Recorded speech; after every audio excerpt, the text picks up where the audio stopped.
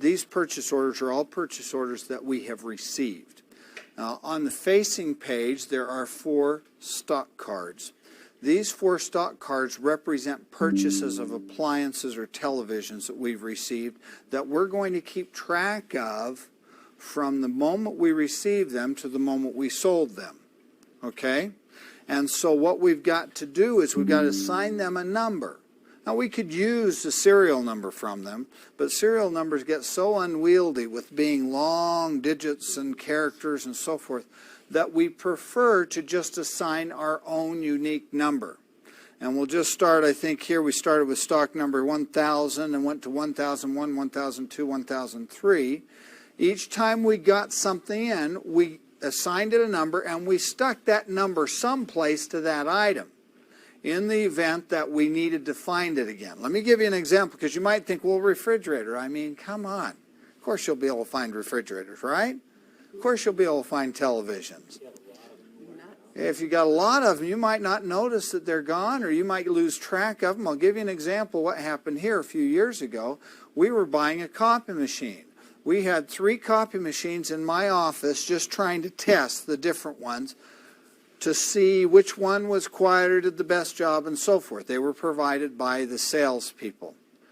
Each day, those salespeople were calling us up and asking us if we'd made a decision. Well, after about a week of testing them, we made a decision, negotiated the price with the salesman from that company, and the salesman from one of the other companies called us that day, and we told him, you know, we've decided on another one, and he came and picked it up.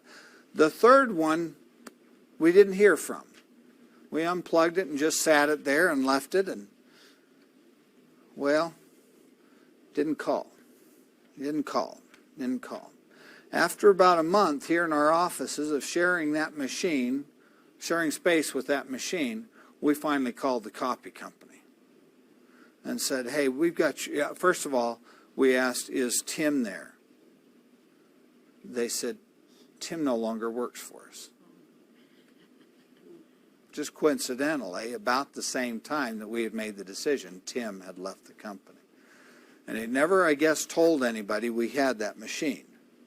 Now, at that point, could I have just said, thank you very much, and hung up? And we're talking an $8,000 to $10,000 machine, so it's not an inexpensive thing in there. No? Well, we told them a story, and they came and picked it up that same day.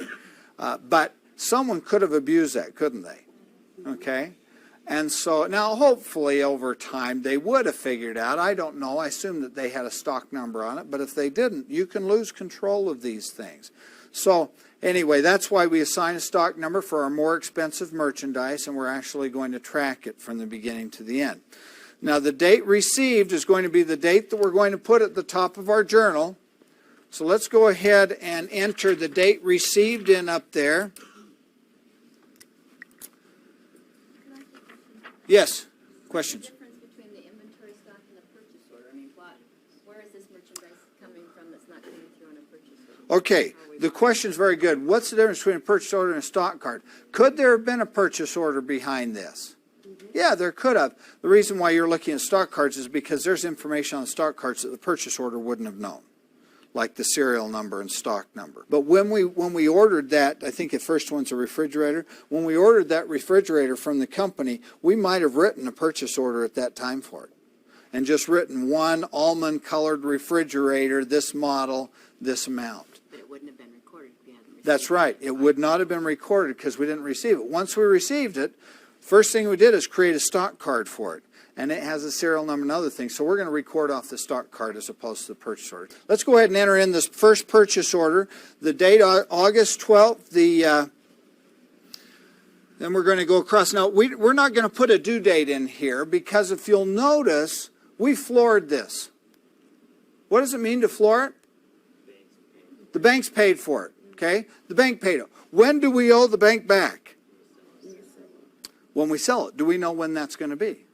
Clearly not. So we're going to leave the due date blank. Let's move across to another column, stock number column. This is stock number 1000.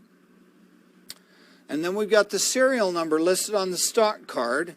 And so we're going to put that down, XYZ 2200. Now, the reason why we do this is because if we ever lose this stock card and need to recreate it, we can recreate it off of this journal, can't we? Okay, so it's just good cross-referencing for us. And who do we owe? These 30, 60, 90-day accounts, or are they flooring? Flooring. So we owe $500 that we are going to credit to flooring payable. No purchase order number. We've put the stock number in instead. And so we go to the payable to column, and who do we owe this money to? General Credit Company, not Cold as Us. Cold as Us has already been paid, and now we owe General Credit Company. So let's write that in. General Credit Co. By the way, if you'd like to abbreviate, feel free to do that. Okay, now what did we get? Appliance inventory. So on the right-hand side of this journal, we have to keep track of anything we floored. The question is this mainly used for flooring? Yes. But it could be used even if we paid cash for it, because we want to keep track of this inventory.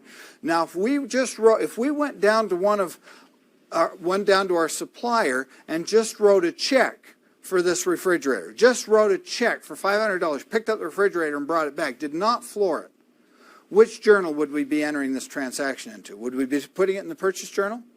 No. Why not? It's not a purchase on credit. We'd be putting it in the journal with the checks.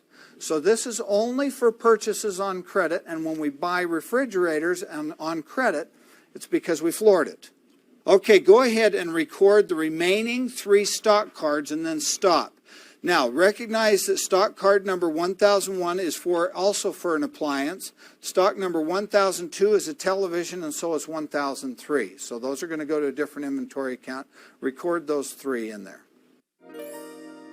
Enter the information from the inventory stock cards on page 1.9 into the purchase journal. If you need help, the answers are on pages 8.4 and 8.5 in the appendix.